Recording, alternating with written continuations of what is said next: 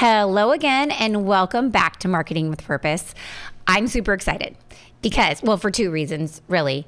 Number one, because we get to talk about websites today. And I really, really, really like to talk about websites. And number two, because we get to do it with Stacy. Yay! Hey, friends.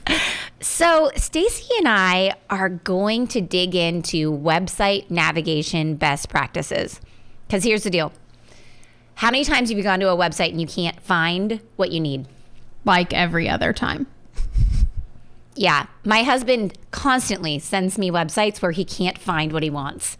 And he's really mad at them and he expects me to fix it. And I'm like, but I didn't build that website, Mike. Yeah, I can't fix that one. But I can fix this one because I built that one. I can work on it right the first time. So Stacy, how do you feel when you can't find what you want on a website? Just a little out of control. And we all know how I get when I feel out of control. And you feel frustrated, right? Absolutely. Okay, so ask yourself, if you can help it, do you want a person's first interaction with your company to be feeling out of control and frustrated? Is that what you want? No, not at all. No. Nobody wants that, right? Because our goal is to cultivate this positive relationship with this person who their first interaction with us is on this website, and then continue that positive interaction throughout the sales and the fulfillment process. So that way we have a customer for life, right? Right. And so you do have control. You have control over their first feeling towards you, and it has nothing to do with the pictures on your website. Or the colors. Well, it has something to do with the colors. A little bit. We'll talk about that in a minute, though. It has everything to do with your navigation and letting people find the stuff that they want quickly, right? Okay.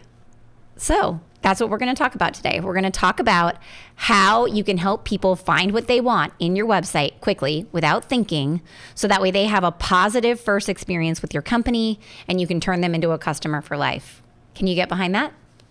Yeah. We're going to do great. Okay.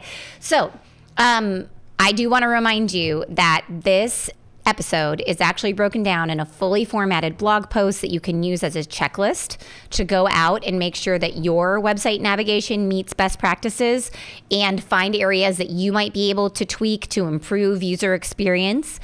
So you can head on over to mayecreate.com, MAYECREATE.com. And if you don't see it right away on the podcast or blog page, you can search for it. Yeah, because we have a search feature on our site and it will pop right on up and you will find it right away. There you go. All right, so with that, let's get to business and let's talk about website navigation best practices. You're on a mission and you just need more people to know about it. And whether you're brand new to marketing or a seasoned pro, we are all looking for answers to make marketing decisions with purpose. I'm Monica Pitts, a techie, crafty business owner, mom, and aerial dancer who solves communication challenges through technology.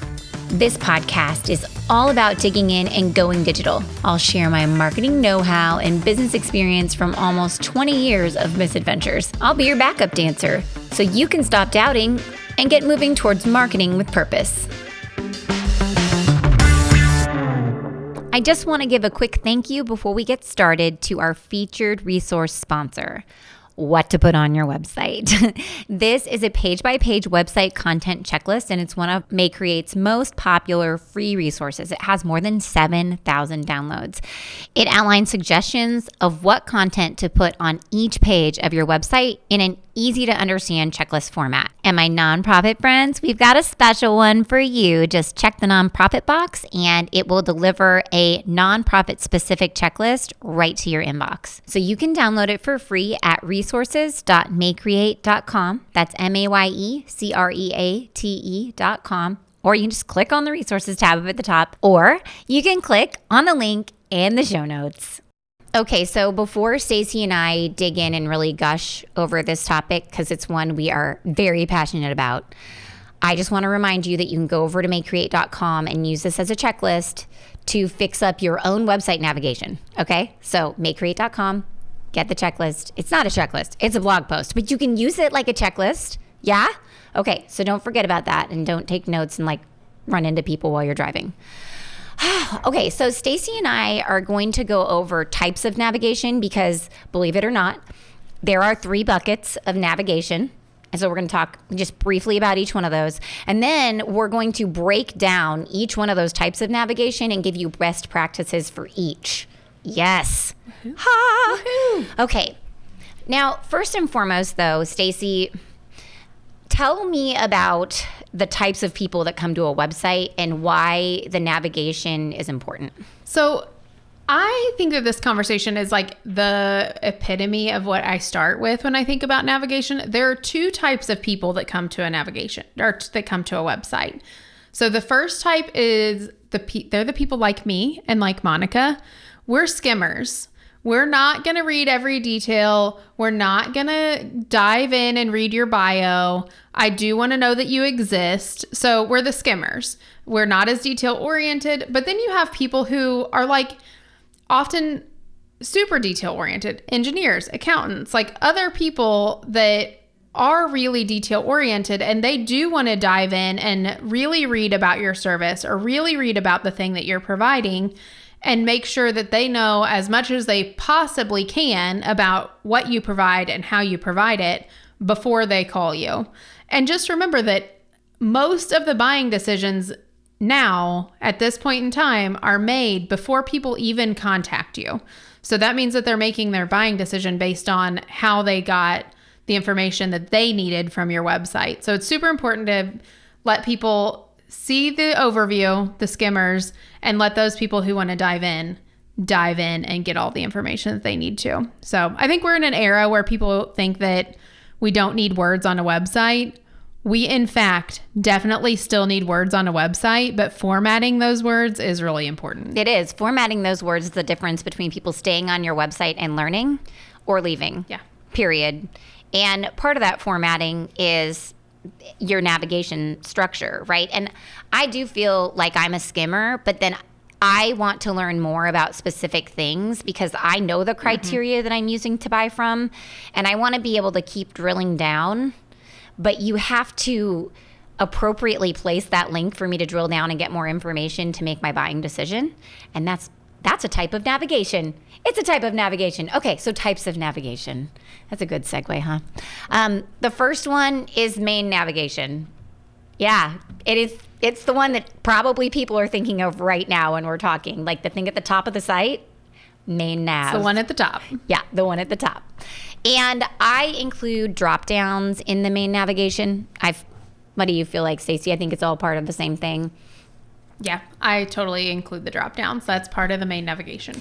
And then there's internal navigation. So these are things inside of your site that allow people to click and go to another section of your site. Yes, Stacy. This is what drags people through your site. So if you know that they are going to need this next piece after they read this piece, that's where you're going to put it, the internal navigation. I tell people to think about the pages on their website kind of like PowerPoint slides. Where do you want to take them next in this presentation? What's the next slide? And so the internal navigation allows them to go to the next spot. And examples of internal navigation are breadcrumbs, which we'll define in a minute, callouts, landing pages, and then also like search and filter features would all be types of internal navigation that let people get from point A to point B while they're inside your site. And then last but not least we have footer nav. Then where's that, Stacy? It's at the bottom. Yes, it is. And sometimes people just ignore this. And I think that is not a good practice. I think it's important. Especially as a mobile user, I really appreciate a good footer nav because I got all the way down to the bottom. And now I want to click to go to the next spot. All right, so let's start at the top and let's suggest and break down best practices for your main navigation. So I think that my first thought is that it should, like, people should not have to think to use it. We call it mystery meat. Like, creativity is amazing. I love creativity. I love customizing things to match your brand. But if you can't use it and you have to think really hard to use it, it's stupid. Yeah, I was in a meeting just the other day where we were it was a client who really wants to tell a story through their website, and just choosing the appropriate words to use in the main navigation that still told the story. They were still creative. They were still interesting, but like using work with us is that for a client or is that for a employee? Like that doesn't work. You need to know what you're going to get when you click on that navigation. It's true. That is actually a really good point. And I hadn't even thought about that in this spot. But for example, careers versus work, right? Because there are people that'll put those. And so it's like, well, careers means I'm going to work for you. But if you just had work up there, then it could be a portfolio. It could be careers, right? So just use words that make sense for your navigation and make sure your navigation is easy to use. There are people that come to us and they're like, well, everybody has their navigation up across the top. Maybe we shouldn't. And I'm like, yeah, okay. And I'm not saying that we don't ever challenge our designers to come up with something new and interesting.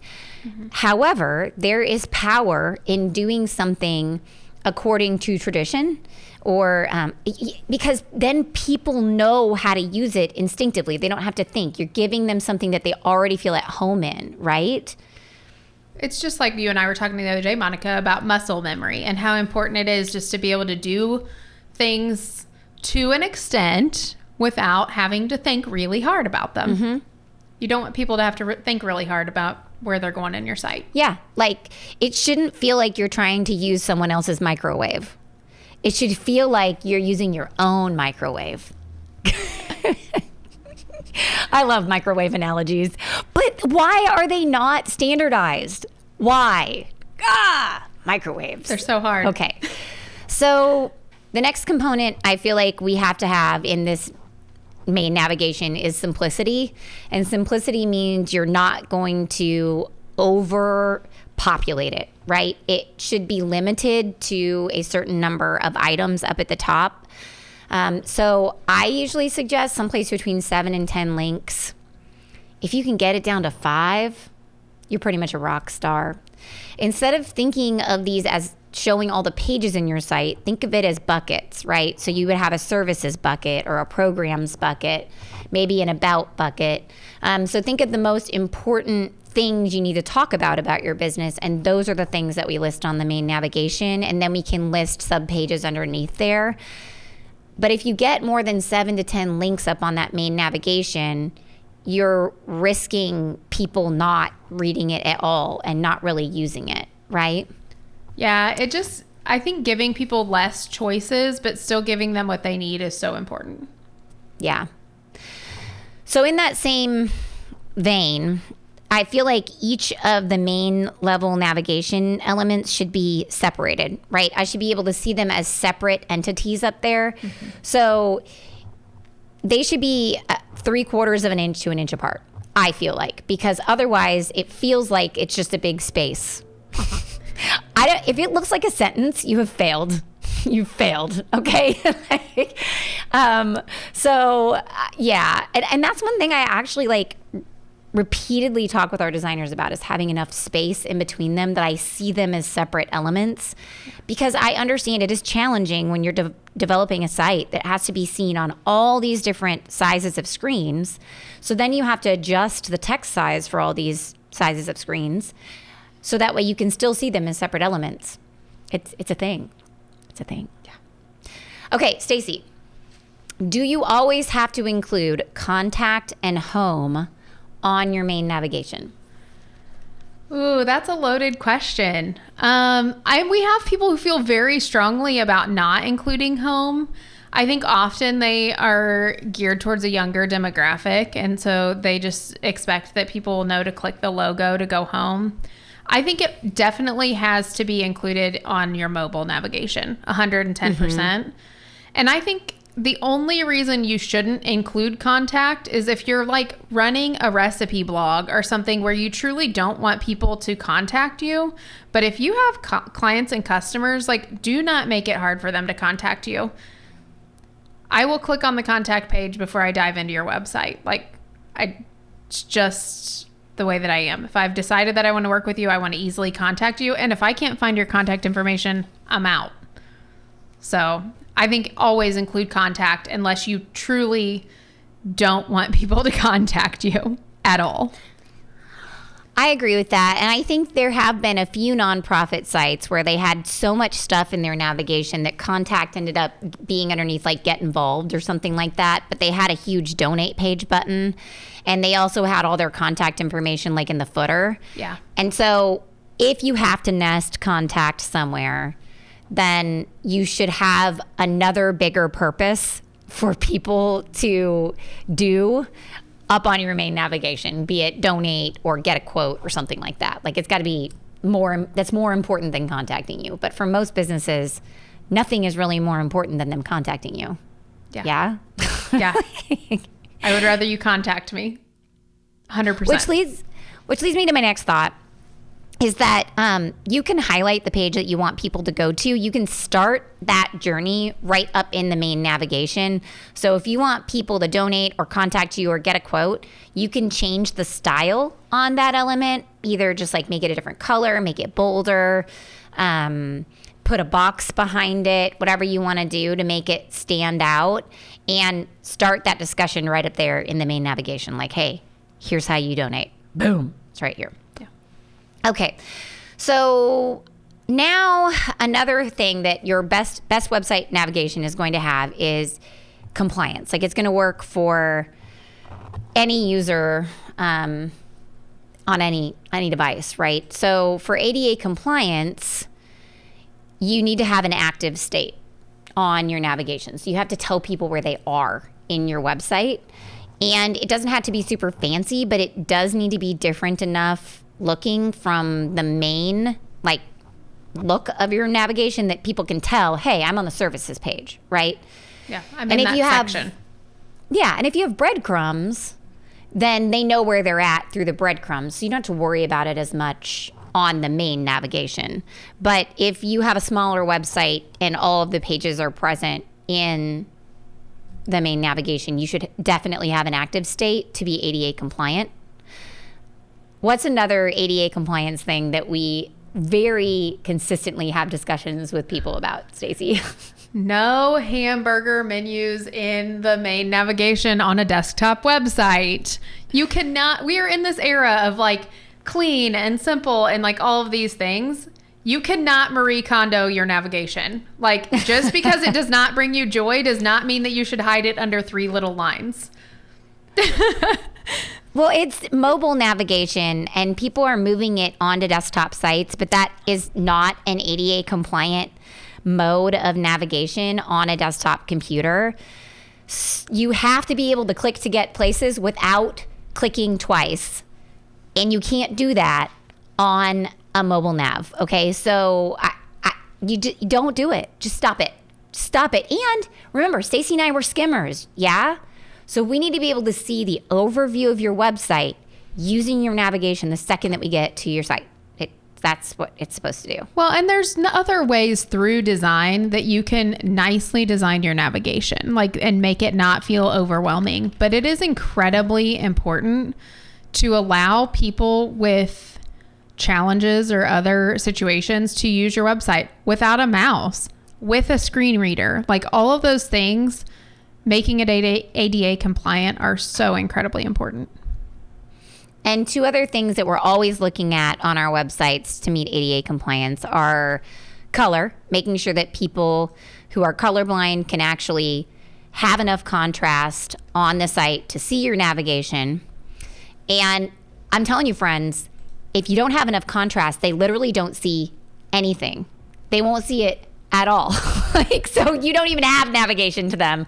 So that is not what we want. They'll never find that page. And then size, it has to be a certain size to meet ADA compliant. Like it can't be smaller than 14 pixels. And I'm almost 45. So I like letters to be big. So just know that your audience might like bigger letters too, but not only that, it has to be a certain size to meet compliance. All right. All right. So the last tangent I would like to go on with our main navigation is drop downs. Okay. Whoa.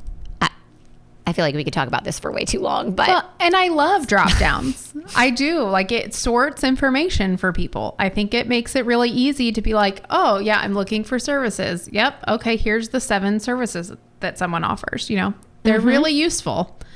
They can also be really cumbersome if they're not done well. Well, and on a mobile site, they're actually easy. Like you understand that they're there. There's an arrow. You click on it, and it's like a huge outline of the site. And so, this really isn't a mobile problem so much. No, for desktop me, or for sure. Yeah, it's a desktop problem, and it's one of those like form and function problems. People are like, oh, I want to have this pretty thing, and they're like basically building a whole landing page within a drop down, or every drop down looks different. I'm like, why? Like, just make them all the same, and you don't have to have pictures or like descriptions or any of that crap on your drop downs. No. If your pages are named appropriately, I will know what's on them. Like, I am not stupid. I can find it. And so I'm like, oh, stop it. I don't need that. Like, I just want to go. So yeah. So Monica, how do you feel about the really big drop downs that people have? Like, they have to be exceedingly well organized, and they need to be consistent across the board, and they should not have tons and tons of design on them. They need to be very, very straightforward. Useful. Like, they need to be very useful. And I don't hate them, but they also can't, like, you know, when you're scrolling over a drop down and it keeps disappearing, and then you have to go back up and go down, and then it disappears, and then you go up and down and disappears. I, quite frankly, never want to have somebody have like a third tier of navigation. So when I say third tier, I mean like you have your main navigation, and then you have your drop down, and then sometimes those drop downs move over to like the right or the left. I hate those things. They're like my least favorite thing. So we call this tertiary navigation. But I don't know whether I'm just uncoordinated enough, but I usually cannot use them. They just go away. It's so frustrating. Well, and they usually do just go away. And when that happens, like when I'm testing things before we take them live, I go back to the developer, and there are some tricks that you can make like a bigger area for that to stay active and live, but still it's just not foolproof. And imagine if you have some type of disability that makes you shake, okay? And then you're trying to use that navigation.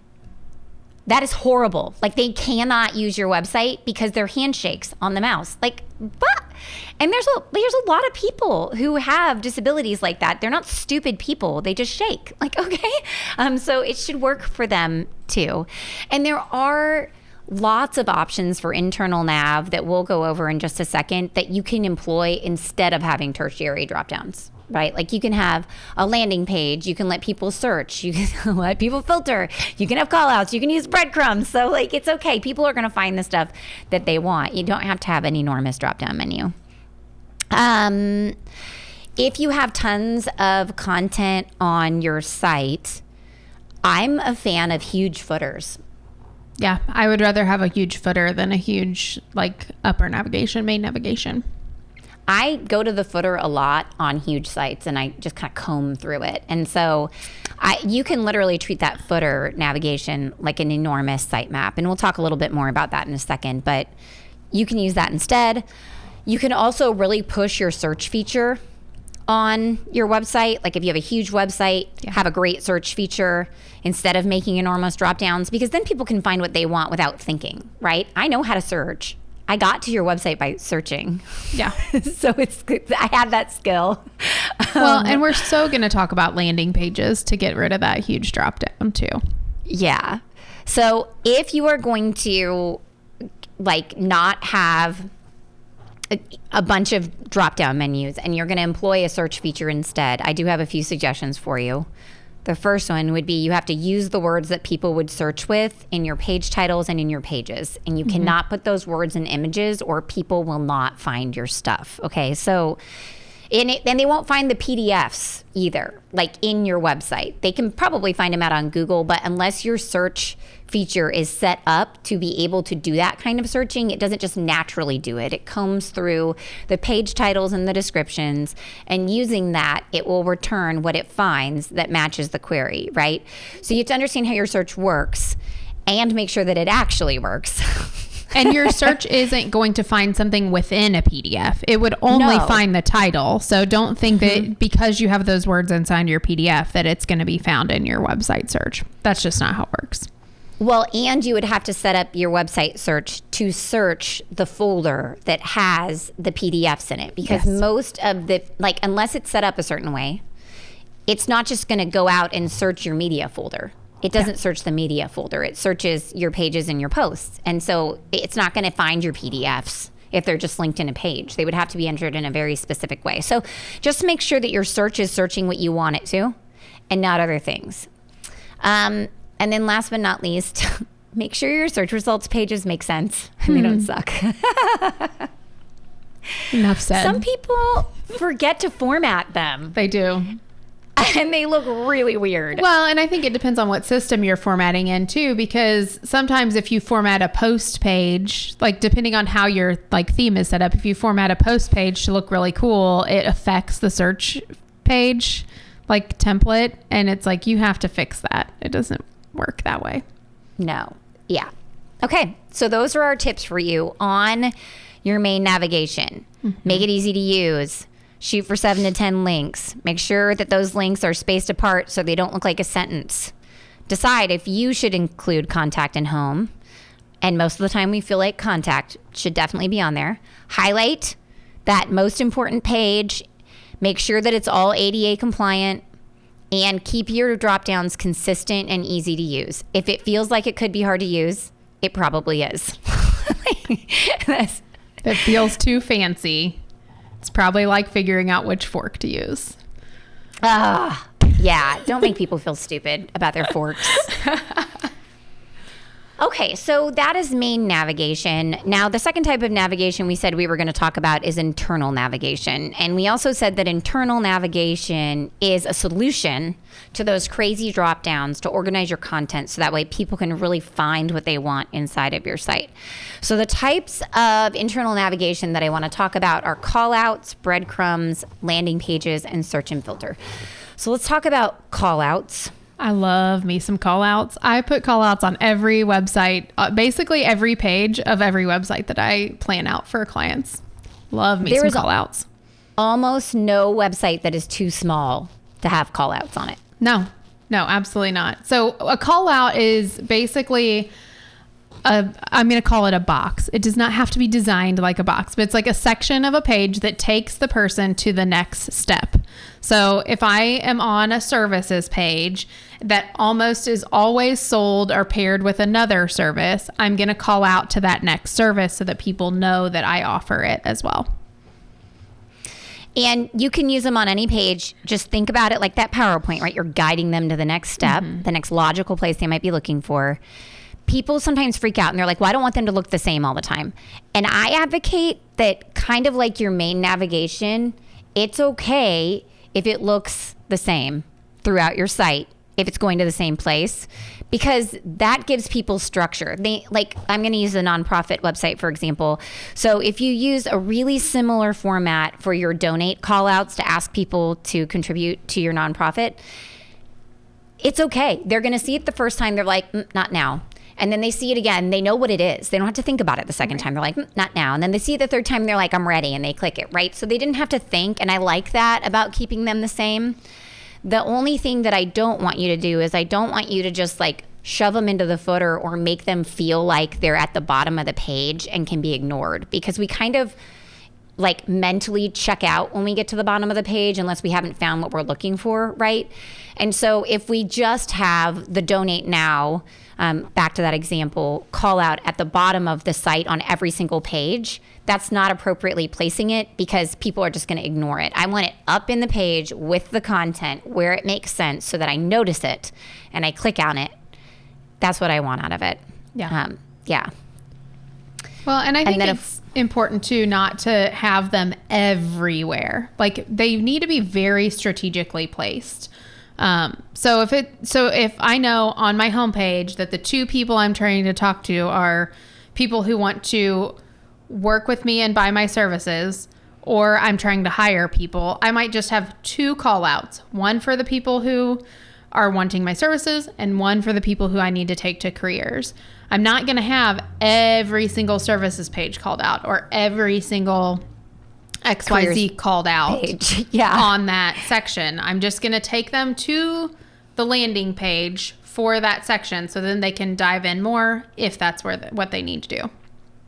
I agree with that, because especially in the careers example, if you have a call out to each type of like employee that you would hire on that page, just think about from a customer's perspective. They're like, does anybody work for them? Like they're hiring for everything, right? That is not what we want. You want to look like you're fully staffed and ready to go, because you might be, but you might always be looking to add to your workforce as well. Yep. Stacy, what's a breadcrumb? Breadcrumbs are a funny thing. Sometimes like a breadcrumb on a website can feel a little 90s, and sometimes it's really useful. So it is those little nuggets at the top of the page. Usually it's like below your main navigation, below your header, but it's still above your page content that tell you where you're at in a website. So it might say, you might have like services, web design, safe site on ours, because it goes down into the pages on the website. So it just is it's like the roadmap to where you're at. I use them all the time on shopping carts. Yes. All the time. Yeah. Because it'll be like women's activewear tops. Yep. And I'm like, sweet. I found the top I wanted. Now I'm popping back over into activewear. I'm going to find some leggings. Right. Yep. So I think they're very useful in shopping carts, huge resources sections. Like if you've got a bunch of resources that you're sharing, or any type of content that has a whole bunch of categories, like, yeah.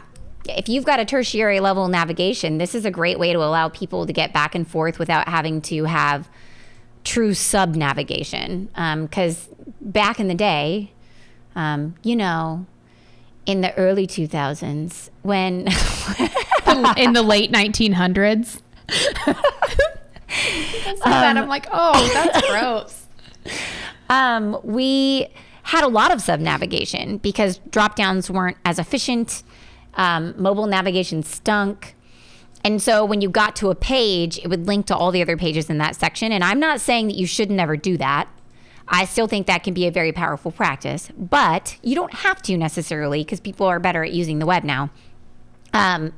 This is an alternative to that, because they can always go right back to the secondary level without going through all the drop downs. Yeah. All right, so that was actually a bonus on internal navigation, sub-navigation. All right, okay, moving on to landing pages. Stacy, what's a landing page? This is quiz day for Stacy. I know, I didn't prepare. I have not studied. So a landing page is where you're going to go to find more information about a specific topic. So, for example, I keep going back to services. It's just the most common landing page. So on a services landing page, you might have an intro that talks about the client and why they're great and what they do. But then you're going to have each one of their sub-services. So at a glance, you can see their kind of competitive advantages and the services that they offer. So it just has more information. And then from there, you can click on a service, or maybe you're a skimmer like me and you're like, the fact that they provide that service, I'm good. I'm out. Yeah. I'll contact them. And the competitive advantage does it for me, right? That's all I need. Yeah. Yeah. I love those pages. People ignore them. Like, I cannot tell you the number of websites I get to. I click on this page and it's just like a bulleted list. And I'm like, what happened here? Like, so don't do that. And then there's another type of landing page that people use to like sell something very specific. So it might just you see it a lot with like downloading white papers or downloading things on a site. So it might just be like an advertisement for one singular page. You fill out the form right there. You're not usually like linking somewhere else in the site. So that's another type of landing page. Mm-hmm. I feel like the more common type for just like normal business owners is the first type that I described. Well, and you'll also have them, like if you're running Google ads or like some type of an ad campaign, you would often have a landing page just for the people who were searching for information, because you want to really key into the words that they were using and what they wanted and what that ad is, trying to deliver to them, sell to them, and pair it with similar language and almost like take them through the first couple steps of your sales process on that landing page. So it can be a sales page when people use that as well. They're great for compliance because it means that you don't have empty navigation links for your drop downs, because that's not ADA compliant. And it does need words though. I mean, otherwise Stacy and I are like, great. 5 things. Love some words. Yeah, I gotta have some. All right. So the last type of internal navigation that I want to talk about is search and filter. We talked about it a little bit earlier, how if you have like tons and tons of pages on your site, a search feature is a great form of navigation because it allows people to make their own decisions and get to stuff quickly. I use it a lot on a lot of sites, just because I don't want to sort through your navigation. I don't want to think. So a big site can definitely be improved with a great search feature. Also, in Stacy's example, where they were trying to tell a story and their page name started getting a bit convoluted, or like if you have topics that are combined on one page, let's say you have 3 services, but you talk about them all on the same page, but they're not all listed in the page title. Yeah, search feature would be great here. But actually, what would you tell people to do, Stacy? Would you tell them to put all 3 services on the same page? No, we don't do that anymore. We have a page for each service so that you might have a chance of showing up in Google for that actual service. Yeah. Page for each service. There's like, that's an SEO bonus for you. Yeah. And then shopping carts and resource sections, having search and filter on those is important. And when I say filter, I just mean you check box and it like limits the amount of content that you see. Yeah. So I check a box, it limits the content that I see. It's just like if you're shopping on Target and you sort down, I want women's, I want tops, I want size medium. Like those are filter options. So you're not really typing in the search bar, but you're filtering down into that. I love me some internal navigation. Man, I think it's more my favorite than even the main navigation. And even, okay, so if you want to see really terrible examples of it, you can go out to the big box hardware stores. Yeah.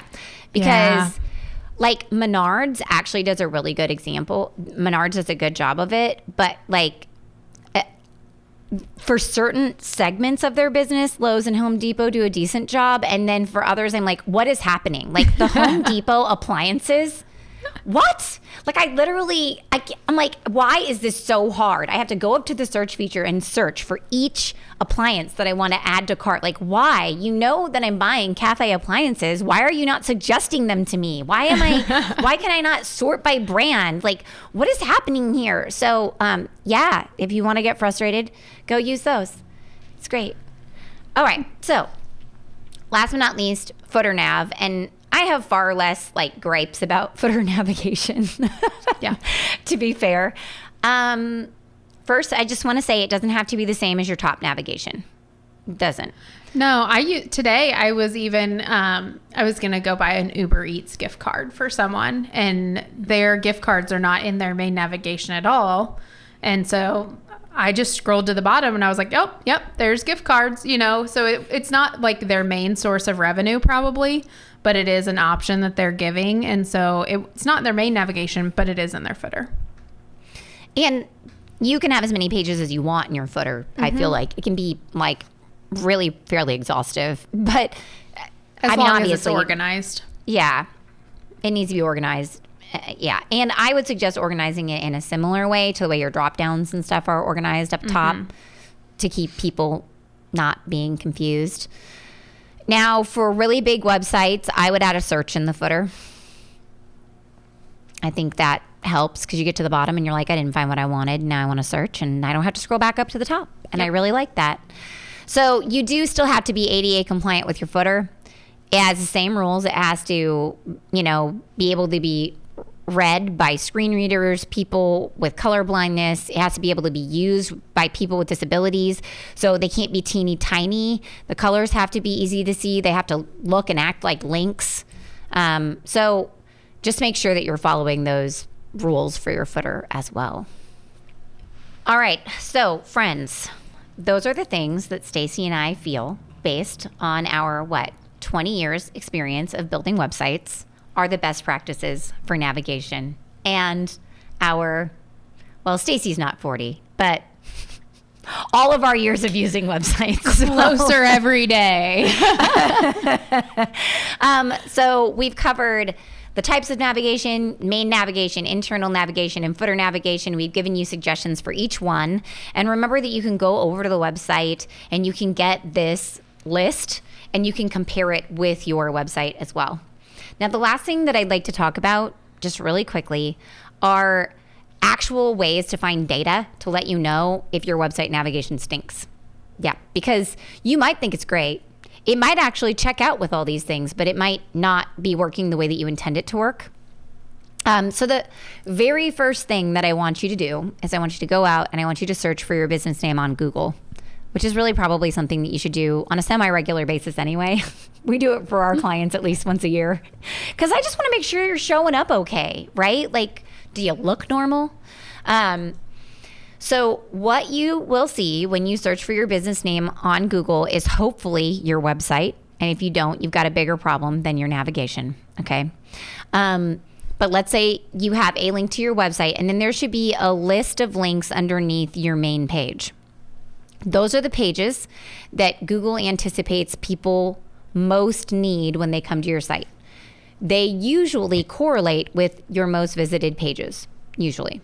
Not necessarily, but usually. So if those pages are not listed in your main navigation or in the top level dropdowns, then you need to go out and edit your navigation to include them because that is what Google thinks is important. And Google is basing that decision on how people use your site. Mm-hmm. So it's actually pretty easy. You don't even have to have any tracking set up. You can just go out and look at it. Another thing that Stacy and I use a lot is Google Analytics. Any suggestions for people in Google Analytics to figure out if their pages are named correctly, Stacy? I have a love-hate relationship with Google Analytics. Especially since it changed, right? Yeah. So I think just making sure that people are going to the pages that you think are the most important. So you can at least check to see if, your homepage is always going to be the number one. And then check to see what those next 2 to 5 to 10 pages are that have the most visitors. And how long people are spending on them, to be frank. So if if that second page is something that's not important and people are leaving it really quickly, why is it the second page? There's something wrong. Yeah. And you can also look at it and see where did that traffic come from? Because if all the traffic that went to that page came from an organic search result, it could just be that it's like a page that's optimizing really well, but it doesn't have the right stuff on it, which still means you should update the stuff that's on that page, probably. I still think that Monica and I could have made millions selling sidewalk chalk for as long as we showed up for sidewalk chalk. I know. So we had a blog post about sidewalk chalk as a lost marketing tool, but it got picked up somehow and listed almost like a product. So it was like sidewalk chalk. You searched for it and our website showed up and we were like, whoa, no. Eventually I just took the page down because I thought this is just blowing up all my numbers and it's not helping me see what's really happening in the site. And I did see this specifically on a daycare site where there was a page. It was called Our Facility. So Stacy, if you were on a daycare site and you clicked on a page that said Our Facility, what would you expect to see on that page? I would totally expect to see pictures of the actual like facility and maybe how it was structured or how it worked. Yes. And on this page, they had a list of their staff members. And so it was visited a lot, but people left it super fast. And so we renamed that staff, and then it had a lot less traffic to it, but people stayed on it a much more normal amount of time. So they weren't just like abandoning the page. So it can be simple stuff like that you just didn't think about. Work, careers. We already mentioned those earlier. Also note though, I know that we just said that the most visited pages on your site should probably be existing in your main navigation. However, if you have a event section, a podcast, a blog, or huge resources section, those most visited pages may not actually need to be in your navigation, in your main navigation. They should be highlighted in your internal navigation to make sure that people can find them. So if you have a bunch of upcoming events, you would put them on your homepage, and you would have internal navigation leading over to the events section from your homepage. And that's a really good use of internal navigation. You don't have to list every single event in your events dropdown, but we have a whole episode about events. So I feel myself bunny trailing, and I'm going to stop now. And I will instead link to that episode from this blog post before I rehash the entire thing. The other way that you can check analytics is to see what order you should put things in your menus. So you can use your data that you receive from analytics to put things in the most logical order that people are going to find them or that people want them in. Yeah. We had a client the other day who I was reviewing their website, and they have a service that they do for people. It's at the very, very bottom of a tertiary level page. So you had to click on a page and then click on another page to get to this listing, which is at the bottom of like the fourth page. And it is the third most visited page on their site. And I was like, wow, okay, that sucker needs to be moved. Yeah, it needs to be moved out. And that can happen. It can. Okay, last but not least, Hotjar and other heat mapping services, they're really, really cool. Okay, so if you really are concerned with how people are using your website, you can sign up for these. They have like free versions that you can use, and they'll create a heat map that'll show you where people click on your page. One of them that I've used in the past even records videos of how people use your page, and this gave me a lot of insight. There was a page that people were not using well on our site. I'm like, this just doesn't make sense. It's not converting. What's wrong with it? So I installed this on the page. And when I looked at it, I was like, oh my gosh, they're going right past the thing they need to. Like they go past it every time. And then I realized by watching those videos that it's just, I did not have it designed in a way that made them stop and do the thing I wanted them to do. So watching the videos are actually really helpful to help you diagnose what's going on there. And it gives you a really good picture of how people are getting from spot to spot within your site. So that way you can diagnose problems and figure out what's most important to them.